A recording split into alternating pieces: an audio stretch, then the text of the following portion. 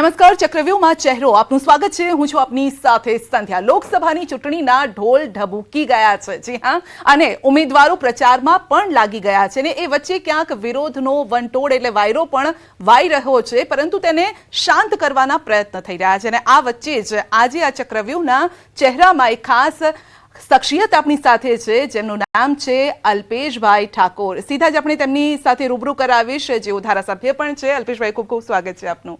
આભાર. પહેલા તો મારો સવાલ છે કે કેમનું છે? ખૂબ સારું છે અને મજા આવે છે, કામ કરવાની મજા આવે છે ને મજા છે. આમાં તો ટનાટન નહીં કહો, ટનાટન છે એવું નહીં કહો. ટનાટન જ ગણવાનું. ગુજરાતી ટનાટન છે ને ગુજરાતી ટનાટન છે ને બધું ટનાટન જ છે, બધું વ્યવસ્થિત જ છે. જો મોજમાં રહેવું, ગુજરાત આપણે ફેમસ ગીત છે મોજમાં રહેવું, એટલે મોજમાં રહેવાનું, લોકો માટે કામ કરવાનું, લોકોના કામ કરી અને મોજમાં રહેવાનું. જી, અત્યારે તો આમ ભાજપમાં તમને લાગતું હશે કે બધું એક સરખું જ થઈ ગયું છે, જૂના મિત્રો તમારી સાથે આવી ગયા, ઘર જેવી અનુભૂતિ થાય હવે? આમ આ તો ઘર જ હતું અને આ ઘર જ છે.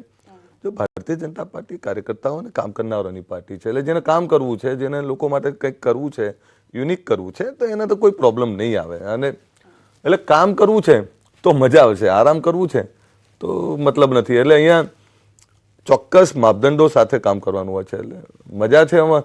આ એ પરિવાર જ છે, ના તો લાખો કાર્યકર્તાઓ, કરોડો કાર્યકર્તાઓની પાર્ટી છે, એટલે આ ઘર જ છે આપણું. જી, જો કે આ સવાલ મારે તમને ન પૂછવો જોઈએ, તેમ છતાં પૂછી રહી છું. પક્ષ પલટાની રાજનીતિ પર તમે શું કહેશો? જો કે તમે પણ પક્ષ પલટો કરીને આવેલા છો. આપણે કહું કે જો રાજનીતિમાં ચોક્કસ વિચારધારા સાથે, ચોક્કસ વિચારો સાથે માણસ જોડાતો હોય છે ને એમાં મુખ્ય વિચારો હોય છે લોક કલ્યાણ, લોકો માટે કામ કરવું, લોકો માટેની જે અપેક્ષાઓ હોય કે લોકો માટે આ કરવું છે, લોકો માટે આ કરવું છે, એ ક્યારે અપેક્ષા પરિપૂર્ણ થાય કે તમે એના માટે ક્યાં લડો, ક્યાં સત્તામાં બેઠા હો.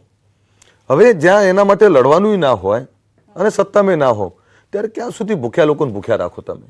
ક્યાં સુધી જે લોકોના પેટ ખાલી છે એના પેટ ખાલી જ રાખશો? મૂળ વાત એ છે કે જ્યારે કોઈ વિચારધારાથી, કોઈ વિચારથી, કોઈ ઈચ્છાથી કોઈ માણસ જ્યારે જાહેર જીવનમાં આવે છે અને એ જે ઘરમાં બેઠો છે, ઘરમાં નથી એના માટે કોઈ અવાજ ઉઠાવતું, નથી એના માટે કોઈ લડતું, અને બીજી બાજુ એ સત્તામાં પણ નથી, તો એની ભૂખ પૂરી ના થતી હોય. અને આવા અનેક પ્રશ્નો હોય છે. જે પક્ષ પલટાની રાજનીતિમાં આવે છે તો માણસ એક સમય એવો હોય છે કે સંઘર્ષ ખૂબ કરે, સંઘર્ષ કર્યા પછી એને કંઈ જ ના મળતું હોય ત્યારે નિરાશા ઊભી થાય. સંઘર્ષ કર્યા પછી પણ એ જેની જોડે બેઠો છે એ પણ એને સહકાર ના આપતો હોય અથવા એ પાર્ટી એને વિચારધારાને સમર્થન ના કરતી હોય, એના માટે ઊભી ના રહેતી હોય, ત્યારે નિરાશા થાય. નિરાશા થયા પછી એવું થાય, થાકી હારી કંટાળી, ચલો સત્તા અને સત્તાની સાથે જોડાયેલા એવા પાર્ટીમાં જોડાઓ કે જે પાર્ટી આવા લોકો માટે કામ કરતી હોય, આવા લોકો માટે કંઈક વિચારતી હોય, જે ગરીબ છે, જે વિકાસથી વંચિત છે, જે લોકો છેવાડાના લોકો છે એમના માટે હક અને અધિકાર આપતી હોય, અથવા સરકારની યોજનાઓ, સરકારના જે યોજનાઓના જે નાણાં આપેલા છે, નાણાં જરૂરિયાતમંદ સુધી પહોંચે એના માટે મતતી હોય, તો અત્યારે તો આખા દેશમાં એક જ પાર્ટી છે, ભારતીય જનતા પાર્ટી. સંધ્યાબેન, વિકસિત ભારત સંકલ્પ યાત્રાનો રથ લઈને જ્યારે અમે ગામડે ગામડે નીકળ્યા ત્યારે એક સંતોષની અનુભૂતિ થતી. કારણ કે પહેલા ભૂતકાળમાં એવું હતું કે સરકારના લાભ લેવા હોય તો વચીટિયા હોય, સરકારના લાભ લેવા હોય તો ક્યાંક નાના મોટું અંડર ટેબલ આપવું પડતું. નરેન્દ્રભાઈએ વિકસિત ભારતની યાત્રા સાથે ગામડે ગામડે અધિકારી કર્મચારીઓ સાથે અમને કાર્યકર્તાઓને, ધારાસભ્યોને, સંસદ સભ્યોને, નેતાઓને મોકલ્યા. એક એક વ્યક્તિના ઘર સુધી પહોંચો, 100% સિદ્ધિ લક્ષ્યાંક સાથે અમને મોકલ્યા કે 100% સિદ્ધિ હોવી જોઈએ. સરકારની મુખ્ય એવી યોજનાઓ હતી અને યોજનાઓના લાભ આ છેવાડાના માણસ સુધી મળવા જોઈએ, સરકારના નાણાં સીધા જરૂરિયાતમંદ સુધી પહોંચવા જોઈએ. આના માટે જે પાર્ટી આટલું બધું વિચારતી હોય ત્યારે સ્વાભાવિક છે અત્યારે એક જ બાજુનું વેણ ચાલે છે, બધા જ દોડી મૂકી છે ભારતીય જનતા પાર્ટી. તો એના કારણો છે. 10 વર્ષમાં નરેન્દ્રભાઈનું આ દેશનું શાસન, નરેન્દ્રભાઈએ જે દેશનું શાસન આપ્યું ને એ પછી અત્યારે તો એટલે પક્ષ પલટાની રાજનીતિ કરતા ક્યારેક એમને જ પૂછો. સંધ્યાબેન, મને ખબર છે કે જ્યારે સૌથી પહેલો હું આજથી 7 વર્ષ પહેલા જોડાયો, બધાએ બૂમા બૂમ કરી હતી. જે લોકો મને ક્રિટિસાઇઝ કરતા હતા અથવા જે લોકો મારા માટે બોલતા હતા એ અત્યારે બધા ભાજપમાં છે. એટલે મેં કહ્યું કે દેર આય દુરુસ્ત થાય. અચ્છા, હજી કેટલા છે લાઈનમાં? કોંગ્રેસના કેટલા ભાજપમાં આવવા માટે તૈયાર છે? મને ખબર નહીં, પણ જે લોકો આવ્યા છે એમને ખાનગીમાં કહેતો હોઉં, મજા છે, દેર આય દુરુસ્ત થાય, યાર અહીં જ આવવાનું હતું તો એ વખતે આવી ગયા હોત. એમ જ્યારે મેં નિર્ણય કર્યો ત્યારે ઘણાને કાઠો લાગ્યો હશે, પણ અત્યારે એ લોકો જેવું કહેતા હતા જે મળ્યા પછી તમે સાચા હતા.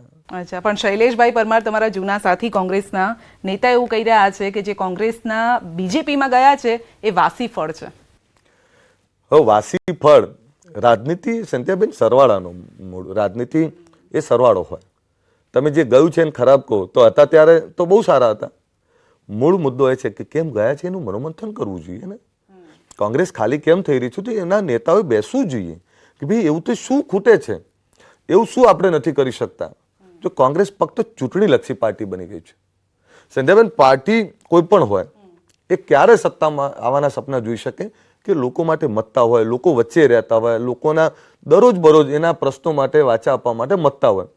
કોંગ્રેસ ચૂંટણી આવે છે એટલે આવે છે, આ ચૂંટણી જતી રહેશે એટલે કોંગ્રેસ પાછી ખોઈ જશે, બીજી ચૂંટણી આવશે એટલે પાછા બહાર આવશે.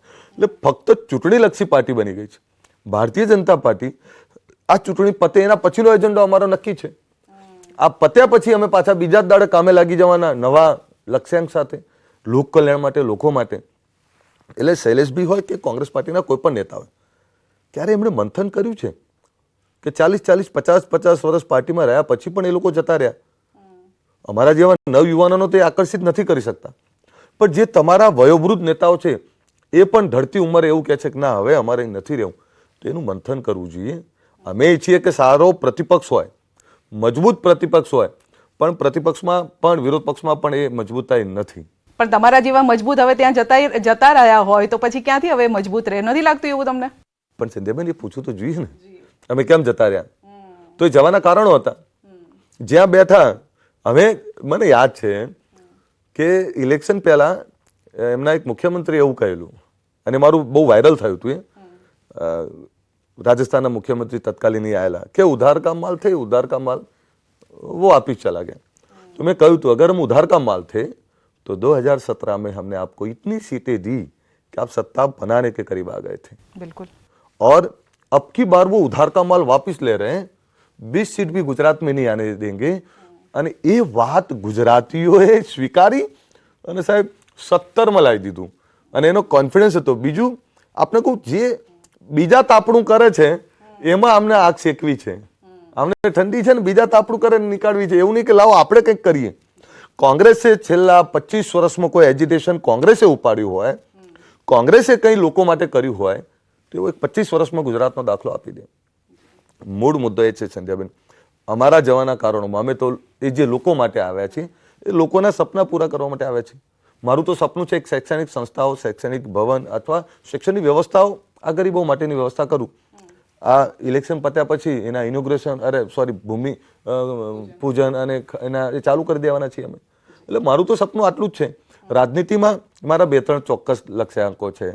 એક વ્યસન મુક્તિ, શિક્ષણ અને રોજગાર. એના માટે જેટલું મથું એના માટે મથવાનો પ્રયત્ન કરું છું. બાકી રાજનીતિમાં બધું જ સોનાનું કરી દઈશું એવું પણ નથી, પણ જેટલું બને એટલું ઈમાનદારીનો પ્રયત્ન કરું છું. અમે જતા રહ્યા, કોંગ્રેસે મંથન કરવું જોઈએ તો કેમ ગયા? તો એક નરેન્દ્રભાઈ, અમિતભાઈના નેતૃત્વમાં જે રીતે દેશ આગળ વધી રહ્યો છે તે વિચારધારામાં બધા જોડાઈ રહ્યા છે. અમે તો સૌથી પહેલા હતા, તે અત્યારે હમણાં ગયા બધાને પૂછો ને. નહીં તો પછી જનતા કેમ નથી સાથ આપતી? આપ જોઈ રહ્યા છો બીજેપી, કોંગ્રેસના બીજેપીમાં આવી રહ્યા છે અને જનતા વિરોધ કરી રહી છે. લાગતું નથી કે લોકસભા સમયે આ કાઠો પડશે બીજેપીને? આપને કહું, જનતા, ભારતીય જનતા પાર્ટી નરેન્દ્રભાઈ, અમિતભાઈને ખૂબ પ્રેમ કરી રહી છે. જનતા ભારતીય જનતા પાર્ટીની જોડે છે. આ ક્યાંક નાનો મોટો અસંતોષ કોઈ પણ પાર્ટીમાં હોય, પણ કોઈ પાર્ટી છોડીને ગયા નથી, એ સમજાઈ લઈશું. નક્કી ક્યારે થશે?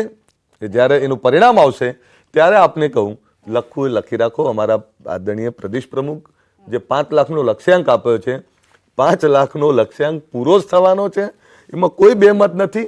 આ કાર્યકર્તાઓની પાર્ટી છે, હલ્લા હોલવાળી પાર્ટી નથી, હોબાળાવાળી પાર્ટી નથી. તમે જોજો મતદાન બૂથ ઉપર, તમામ બૂથ ઉપર કેસરીઓ ફરકાશે. અમારું તો લક્ષ્યાંક છે તમામ બૂથ સર કરવા, અને એમાં પ્રજા તો અમારી જોડે જ છે. પ્રજા કેમ અમારાથી વિમુખ રહે? ભાજપના કાર્યકર્તા જ વિમુખ થઈ રહ્યા. સાબરકાંઠામાં જોઈ લો, રાજકોટમાં જોઈ લો, ક્ષત્રિય સમાજ જોઈ લો, રાજપૂત સમાજ જોઈ લો, વડોદરામાં જોઈ લો, કેટલા હું ગણાવું તમને, વલસાડમાં જોઈ લો.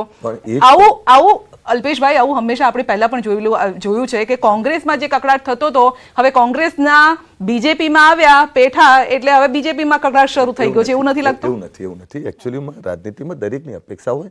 હું સરપંચ થઉં, હું તાલુકા પંચાયતમાં જીતું, હું જિલ્લા પંચાયતમાં જાઉં, હું ધારાસભામાં જાઉં, હું સંસદમાં જાઉં, દરેકનું સપનું હોય. કોઈને પ્રમુખ થવું, કોઈને મંત્રી થવું છે, કોઈને મુખ્યમંત્રી થવું છે. આ દરેકનું સપનું હોય. એટલે ક્યાંક સપનું તૂટતું હોય અથવા તૂટ્યું હોય એટલે ઘણી ક્ષણિક આવેગ હોય. પણ ભારતીય જનતા પાર્ટીમાં આ તો ખૂબી છે કે જે કાર્યકર્તાઓ નારાજ છે એ કાર્યકર્તાઓને મનાવવા માટે, જે કાર્યકર્તાઓ નારાજ છે તો એમને કન્વિન્સ કરવા માટેની અમારી એક ચોક્કસ ટીમ છે. અમારા પ્રદેશ પ્રમુખ સુધી, અમારા મુખ્યમંત્રી સુધી સીધા જતા હોય છે. એટલે અમે ચિંતા ના કરો, અમારા એક પણ કાર્યકર્તાને નારાજ થઈ અને ક્યાંય જવા નહીં દઈએ. આ અમારા જ કાર્યકર્તાઓ છે, દેવ દુર્લભ કાર્યકર્તાઓ કહીએ છીએ અમે. તો અમારા કાર્યકર્તાઓને હાથ જોડી અને સાચી દિશા, સાચી વાત એમને, અને આ તો બધા રાષ્ટ્રવાદની વિચારધારાવાળા લોકો છે. ચોક્કસ કોઈ માણસ સાથે એમનો વાંધો હોઈ શકે, ભારતીય જનતા પાર્ટી જોડે વાંધો ના હોય અમને. એટલે ભારતીય જનતા પાર્ટીના કમળને નારાજ હોય તે પણ એ અંદર જઈને તો કમળ જ દબાવશે. એટલે ચિંતા છોડ. લાગે છે સાબરકાંઠામાં ભીખાજીને પાછા કરવા પડ્યા, શોભનાબેનને આગળ કરવા પડ્યા, સમાજના, તમારા સમાજના છે ભીખાજી તો ઠાકોર સમાજથી. તો લાગે છે સમાજ સાથે તમારે રહેવું જોઈએ કે પછી તમારે જે કેન્ડિડેટ બદલ્યા છે એની સાથે રહેવું જોઈએ? હું એ જ કહું કે ભીખાજી પણ ઠાકોર છે. ભીખાજીનો વિરોધ ઠાકોર સમાજમાંથી કોઈ કે ના ઠાકોર નથી એ સર્ટિફિકેટ માંગવામાં ભીખાજી અમારા બદલાણા. જી, ભીખાજી એ મારો જ આગેવાન છે, મારા જ વડીલ છે, મારા જ મોભી છે. તો ભીખાજીનો વિરોધ કોઈ પાર્ટી, ભારતીય જનતા પાર્ટીના કાર્યકર્તાઓએ નતો કર્યો. મારા જ સમાજના કેટલાક લોકો, ફરફરિયા કોણ લઈને ગયું? હું એ જ કહું, મારી જ પાર્ટીના, અરે મારા જ સમાજના કેટલાક લોકો એવું કહ્યું કે આ ઠાકોર નથી. તો પાર્ટીએ ઠાકોર સમાજની માન રાખી અને ઠાકોર સમાજની સન્માન કરીને ભારતીય જનતા પાર્ટીએ ઠાકોરોનો કયો નિર્ણય કર્યો છે? અચ્છા, મહેન્દ્રસિંહ બારિયા, શોભનાબેન બારિયા જે છે એ ઠાકોર જ છે. એટલે મને નવી એ લાગે કે બંને ઠાકોર છે તો ઠાકોરમાં તો કોઈ વિરોધ હોવો જ ના જોઈએ અને હશે નહીં. ચિંતા ના કરો, આ પરિવારની વાત છે. હજુ તો 40 દિવસ બાકી છે. પરિવારની વાત ઘીના ઠામમાં ઘી ઢળી જશે ને, એ તો લાગી પડે. અમારા ભીખાજી જો કેટલો મોટો આગેવાન, અને આ ભારતીય જનતા પાર્ટીની આ તો ખૂબી છે કે એમનું નામ નીકળ્યા પછી એ માણસે કીધું કે ના, મારે 5 લાખથી લીડ મારી, કારણ કે નરેન્દ્રભાઈની વિચારધારા માનનારો આગેવાન છે અમારો, અને મોભી છે, અમારો ભારતીય જનતા પાર્ટીનો દિગ્ગજ આગેવાન છે. એટલે હવે તો ભીખાજીની જવાબદારી થાય છે કે શોભનાબેન બારિયાને 5 લાખથી વધારે લીડથી જીતાડવા. આપના બેનની વાત કરું હવે, જે રીતે, કારણ કે સમાજ એક છે તમારો, જ્ઞાનીબેનની હું વાત કરી રહી છું, સમાજના ભાઈની રીતે શું આ ભાઈ જ્ઞાનીબેનનું મામેરું ભરવા તૈયાર છે? મને સંધ્યાબેન ઘણીવાર એવું થાય કે મામેરું શબ્દ બહુ સારો છે. 2017માં મેં જ મામેરું ભર્યું હતું અને મેં તો ઇલેક્શન પહેલા મામેરું ભરવાનું તો એની પહેલા પ્રાંતિજની સભામાં 2 મહિના પહેલા ટિકિટ જાહેર કરી દીધી હતી. મેં તો મામેરું ભર્યું હતું, પણ એ પછી જ્યારે રાધનપુરથી લડ્યો ત્યારે મારા 2 મહિના મારું મામેરાનું ઋણ ઉતારવા આવ્યા હતા જ્યારે ભાજપમાંથી લડ્યો. એટલે આ મામેરું શબ્દ છે ને એ થોડો કાઠો કરી દીધો છે. ઇતિહાસ એવું કહે છે કે સહન કરીને બેને હંમેશા વીરાની રક્ષા કરી છે. ઠીક છે, કોંગ્રેસમાં છે, હું ભાજપમાંથી લડ્યો, એમને અધિકાર હતો મારા વિરુદ્ધ પ્રચાર કરવાનો, પરંતુ કમનસીબી એ છે કે જે વીરાએ મામેરું ભર્યું હતું 2017માં, એમના માટે શબ્દો તો એમણે બહુ ખરાબ વાપર્યા હતા. હું આજે નથી બોલી શકતો. મારી બેન છે, મને સન્માન છે, અને મારી સમાજની કોઈ પણ દીકરી મારા માટે ગમે એટલું બોલે હું નથી બોલી શકતો, કારણ કે એ મારી દીકરી છે, મારી બેન છે. પણ રાજનીતિની વાત આવે ત્યારે મારી જવાબદારી છે કે સમાજને સાચો આઈનો બતાવવો પડે. જે સમાજ વર્ષોથી વિકાસથી વંચિત રહ્યો છે, જે સત્તાથી વિમુખ રહ્યો છે, એના કારણે આ સમાજે ઘણું બધું વેઠ્યું છે.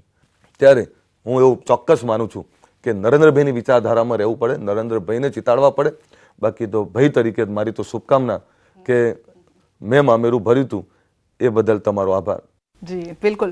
હવે આપની વિધાનસભા જે લોકસભા વિસ્તારમાં આવે છે એની વાત કરીએ, અમદાવાદ ઈસ્ટમાં લોકસભા વિસ્તારમાં આવે છે આપની, તો તેને લઈને આપની કયા પ્રકારની તૈયારી છે? અલ્પેશભાઈનું કઈ રીતે તમે મદદ કરવા માટે તૈયાર છો? જો સંધ્યાબેન, મારી વિધાનસભા આમ જોવા છો ભૌગોલિક રીતે બહુ અલગ અલગ છે.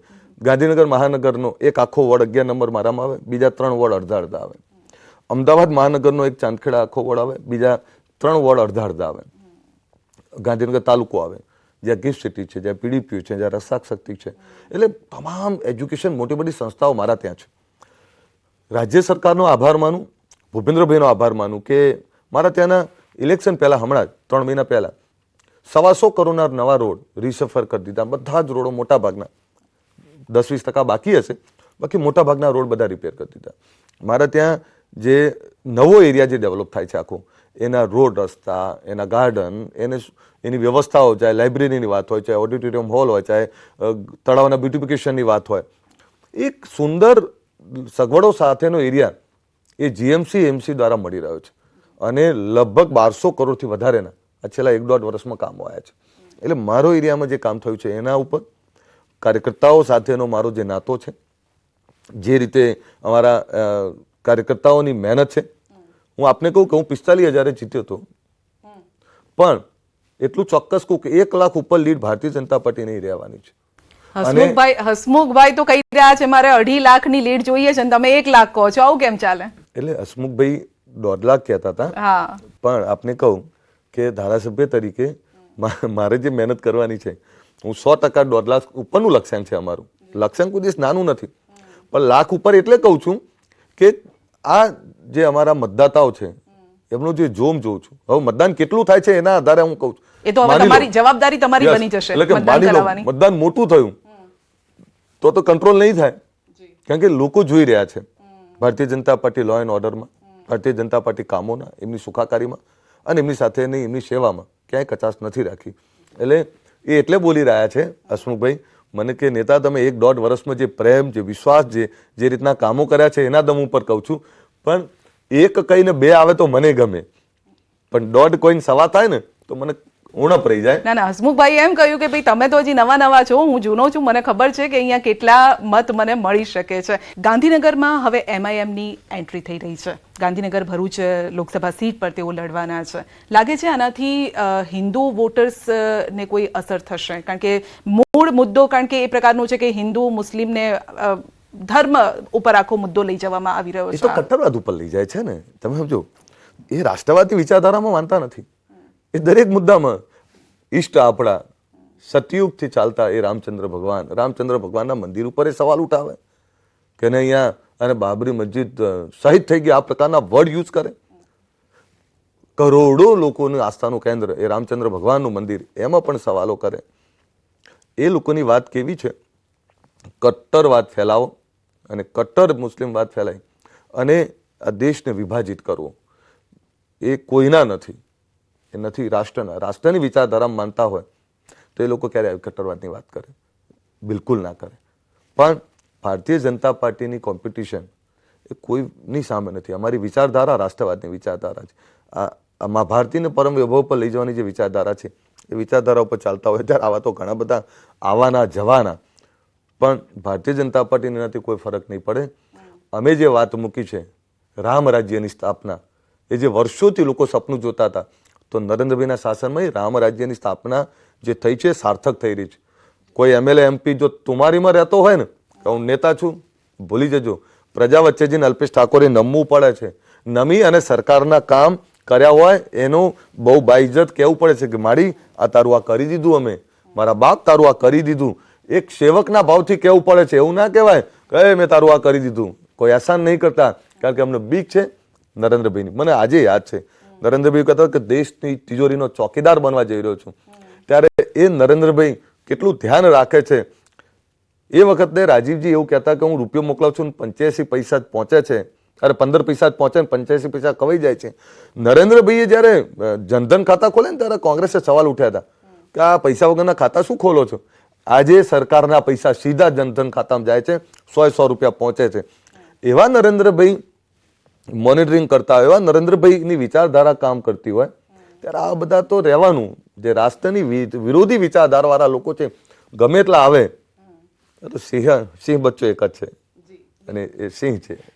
રાહુલ ગાંધીની યાત્રા ગુજરાતમાંથી પસાર થઈ હતી, આદિવાસી વિસ્તારોમાંથી પસાર થઈ હતી. લાગે છે એ આદિવાસી વિસ્તારો પર કોંગ્રેસ કંઈક પોઝિટિવ અસર કરી શકે છે રાહુલ ગાંધીની યાત્રા? જો પહેલા આદિવાસી વિસ્તાર એટલે એવું માને કે અહીંયા પછાત છે, અહીંયા લાઇટ ના હોય, અહીંયા રોડ રસ્તાનું ઠેકાણું ના હોય, અહીંયા સરકારી સગવડોની વ્યવસ્થા ના હોય. આજે જંગલો મહેકી રહ્યા છે. આજે ત્યાં આદિવાસી વિસ્તારોમાં પણ તમે રસ્તાઓ જુઓ, તમે ત્યાં શિક્ષણની વ્યવસ્થા જુઓ, તમે હેલ્થની વ્યવસ્થા જુઓ, ત્યાં સુખાકારી જુઓ, તો આદિવાસી વિસ્તારમાં પણ સુખાકારી વધી રહી છે. શા માટે એ એવી વિચારધારામાં જાય જે ફક્ત ક્ષણિક આવેગમાં ઉશ્કેરવાનું કામ કરે? મને એ નહીં ખબર પડતી કે ભારતીય જનતા પાર્ટીમાં નરેન્દ્રભાઈનો વિરોધ કરવાનું કારણ શું, મને ખબર નહીં પડતી. જેણે સડકો સારી બનાવી, જેણે હેલ્થ વ્યવસ્થા, શિક્ષા વ્યવસ્થા સારી કરી. તમે વિચારો 10 લાખ રૂપિયા સુધીનો ખર્ચ રાજ્ય સરકાર ઉઠાવે. પહેલા એવું હતું કે ગરીબ માણસ તો સરકારી હોસ્પિટલમાં જ જાય. આજે ગરીબ માણસ સરકારી હોસ્પિટલ સિવાય પ્રાઇવેટ હોસ્પિટલમાં જાય તો એને લઈ જવા મૂકી જવા સુધીની વ્યવસ્થા સરકાર ભોગવે છે. તો આ સપોર્ટ કોણ પહેલા આપતું હતું? તમે શિક્ષણની વાત કરો તો શિક્ષાનું આધુનિકરણ કરી રહ્યા છે. તમે રોડ રસ્તાની વાત કરો તો રોડ રસ્તા પહેલા 1.5 કિલોમીટર કરવું હોય તો અને એક જ રોડ વર્ષમાં 2 વાર બની ખાઈ જતા લોકો, અને રોડ તો બનતો જ નહીં. આજે ગેરંટી માંગવામાં આવે છે કે ભાઈ આ રોડ બનાવ્યો છે, તમારે કરવો જ પડશે, નહીં તો બ્લેકલિસ્ટ કરી દે છે. તો આજે રોડ રસ્તા સારા બની રહ્યા છે, આજે સુખાકારી વધી રહી છે, શહેરો વધારે સુંદર બની રહ્યા છે, ગામડાઓ શહેરો સમકક્ષ બની રહ્યા છે. તો પછી લોકોની જવાબદારી જે છે એ તો નિષ્ઠાથી નિભાવે છે સરકાર. ઠીક છે, વાહવાઈ તમે જે કરી રહ્યા છો તમારી રીતે તમે યોગ્ય હશો, પરંતુ બનાસકાંઠામાં આજે પણ કેનાલો તૂટે છે, છોટાઉદેપુરમાં આજે પણ જે સુવિધા જોઈએ સ્ટ્રીટ લાઇટની, રસ્તાની સુવિધાઓ નથી. છેલ્લા દિવસોમાં આપણે જોયું છે કે કેટલા બ્રિજમાં તિરાડો પડી છે. અહીંયા હાટકેશ્વર, અમદાવાદ હાટકેશ્વરનો જ બ્રિજ લઈ લો, જે સૌથી નજીકનો આ બ્રિજ છે. તો આ બધી સમસ્યાઓ પણ છે, એનાથી તમે અળગા નહીં રહી શકો. સંધ્યાબેન, આ ભ્રષ્ટાચાર નથી, તમે સમજો. મુદ્દો એ છે કે કોઈ એજન્સી, વર્ષોથી કામ કરતી એજન્સી, એ ક્યાંક એને નબળું કામ કર્યું તો એ એજન્સી ઉપર પગલાં તો લઈએ છીએ. કેનાલ બનાવી છે, હવે કેનાલ બનાવી એમાં કોઈએ નબળી કામગીરી કરી તો એમાં રાજ્ય સરકાર તો એના ઉપર એક્શન લે જ છે, તરત એને સારું કામ કરવાનો પ્રયત્ન કરે છે. જે બ્રિજ નબળો બનાવ્યો, તે નબળો બ્રિજ બનાવ્યો છે તો એની સામે તરત એક્શન લીધા છે. રાજ્ય સરકાર એવું નથી કે એક્શન નથી લેતી. ભૂતકાળ એવો હતો ગુનો કરો અને સરકાર જ છાવરતી. ભૂતકાળ એવો હતો કે ભાઈ લોકોથી ગુજરાત ઓળખાતું. ભૂતકાળ એવો હતો કે બુટલેગરો બેફામ હતા. ભૂતકાળ એવો હતો કે ગુનાખોરી બેફામ હતી. ત્યારે ભારતીય જનતા પાર્ટી આવ્યા પછી એ કોઈ અસામાજિક પ્રવૃત્તિ કરશે, કોઈ ગુનો કરશે, કોઈ સરકારી નાણાંનો ખોટો ઉપયોગ કરશે તો પગલાં તો લેશે. એ સ્વીકારવું પડે. કદાચ આજની પેઢીને ખબર જ નહીં કે પહેલા ગુજરાતની હાલત શું હતી. આયે દિન તોફાનો હતા. ગુજરાત આયે દિન તોફાનોમાં હોમાઈ જતું. ગુજરાતની સડકોના ઠેકાણા નહોતા. ઓકે, ચલો, બીજેપીનો નારો છે આ વખતે અબકી બાર 400 પાર. અલ્પેશભાઈ કઈ રીતે આ 400 પારમાં મહેનત કરશે અને કઈ રીતે તમે હોમ આપશો તમારી રીતે? સંધ્યાબેન, આદરણીય નરેન્દ્રભાઈ અને અમિતભાઈએ જે રીતે આ દેશને આગળ વધાર્યો છે, આદરણીય ભૂપેન્દ્રભાઈ CR પાટીલે જે રીતે ગુજરાતમાં કામ કર્યું છે, મને જ્યાં પણ જે પણ પડકારો, જે પણ જવાબદારી આપશે એ નિષ્ઠાથી નિભાવીશ. ભારતીય જનતા પાર્ટીનું કમળ એક એક ઘરમાં ખીલે એના માટે જે કંઈ મહેનત કરવી પડે બધું કરીશું. કારણ આવનારી પેઢીઓ માટે કરવું છે, આવનારા દેશ માટે, આવનારા ગુજરાત માટે નરેન્દ્રભાઈની સરકાર 400 પાર લઈ જવી જરૂરી છે. અચ્છા, તો અમિતભાઈ ચાવડા તો કહે છે કે ભાઈ ગુજરાતમાં અમારી 12 સીટો આવવાની છે. એટલે થોડા દિવસે સપના જોવાનો બધાને અધિકાર છે. એ પોલિટિકલ પાર્ટી છે, સપના જોઈ શકે. કોંગ્રેસ પાર્ટી પણ એને કઈ રીતે આવશે તો એ પૂછજો ને કે અમિતભાઈ કઈ રીતે બહાર આવશે. તમારો કકડાટ જોઈને તો નથી કહેતા ને બીજેપીનો? મૂળ વાત એટલે અમારો કકડાટ નથી. અમારા કેટલાક કાર્યકર્તાઓ નારાજ છે. કેટલાક કાર્યકર્તાઓ, કરોડો કાર્યકર્તાઓની આ પાર્ટી, એમાંથી અમારા થોડા કાર્યકર્તાઓ નારાજ છે, તેમ છતાં અમે ગંભીરતાથી લઈએ છીએ. ઓકે, અલ્પેશભાઈ, ખૂબ ખૂબ આભાર અમારી સાથે જોડાવા બદલ. ઘણી બધી ચર્ચાઓ કરી આપની સીટની, આ સાથે જ લોકસભા સીટમાં કઈ રીતે આપ પ્રયત્ન કરી રહ્યા છો, મહેનત કરી રહ્યા છો, તેને લઈને મામેરું ભરશો કે નહીં એ તો આગળનો સમય બતાવશે. ખૂબ ખૂબ આભાર. મામેરું એકવાર તો ભરી દીધું. હવે ના ભરે એમ? નહીં, એકવાર તો મેં ભરી દીધું અને એ મામેરું ભર્યા પછી એ આવ્યા હતા ને 2 મહિના મારું ઋણ ઉતારવા આવ્યા હતા હું જ્યારે ભાજપમાં. એટલે હવે ઋણ અહીંયા હવે તમારો ભાઈ તરીકે મને તે ના સોંપે, ભાઈ તરીકે મને નથી સોંપતું. પણ એટલું ચોક્કસ કહું કે મામેરું એકવાર તો મેં રંગે ચંગે ભર્યું છે, બીજી વાર મારી તાકાત નથી. ઓકે, ખૂબ ખૂબ આભાર અમારી સાથે જોડાવા બદલ. તો ઘણી બધી ચર્ચાઓ કરી છે અલ્પેશભાઈ સાથે અને તેમણે કહ્યું છે કે જે પણ વિરોધ અત્યારે ચાલી રહ્યો છે, ઘીના ઠામમાં ઘી જ પડવાનું છે, એટલે વિરોધીઓએ આમાં હરખાવાની કોઈ જરૂર નથી. કોણ વિરોધી છે શાણમાં સમજી જવાની જરૂર છે. ચક્રવ્યૂહમાં ચહેરો અત્યારે બસ આટલું જ. રજા આપશો. નમસ્કાર.